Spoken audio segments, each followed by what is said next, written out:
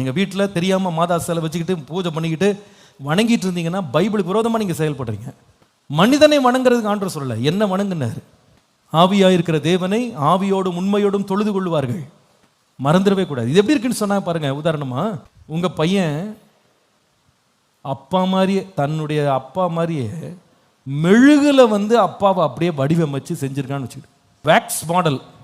அதுக்கு சாப்பாடு ஊட்டுறான், அதுக்கு பால் ஊத்துறான், அதுக்கு அவன் பூஜை செய்யறான், அதுக்கு முன்னாடி விழுந்து வணங்குறான். நீ தான் என்ன உண்டாக்குன மெழுக. நீங்க சும்மா இருப்பீங்க? ஏண்டா இங்க ஒருத்தன் உயிரோட நின்றுகிட்டு இருக்க, நீ என்ன பண்ற? என்னை போல உருவத்தை செய்து நீ என்ன பண்ணிட்டு இருக்க? அதுகிட்ட பேசிட்டு இருக்க.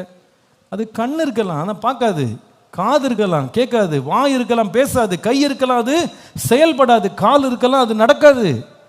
நாம் அதை ஆமோதிப்போமா? ஒத்துக்கொள்வோமா? நான் சொல்ல, நான் இங்க உயிரோடு இருக்கேன்பா. நான் உயிரோடு இருக்கும்போது நீ ஏன் என்ன போலவே நீ சிலை செஞ்சாலும் அது அங்கீகரிக்கப்படாதது. ஆண்டவரை கோபமூற்ற பாவத்துல பெரிய பாவம் என்னன்னா சிலை வழிபாடு.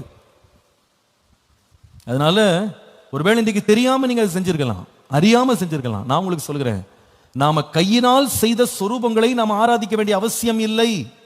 ஏனென்றால் நம்ம எவ்வளவு அழகாக சொரூபங்களை நம்ம வடிவமைத்தாலும் அது கண்ணு வைக்கலாம் ஆனா அந்த கண்ணு பார்க்காது, காது வைக்கலாம் காது கேட்காது, வாய் வைக்கலாம் ஆனா வாய் பேசாது, அது கை இருக்கலாம் ஆனா கை செயல்படாது, கால் இருக்கலாம் அது நடக்காது, அதுக்கு உயிர் இல்லை. ஆனா நம்ம எல்லாரையும் உண்டாக்கின பூமியது நிறைவையும் சிருஷ்டித்த ஒரு ஜீவனுள்ள தேவன் இருக்கிறார். அவர் நேற்றும் இன்றும் என்றும் மாறாதவர்.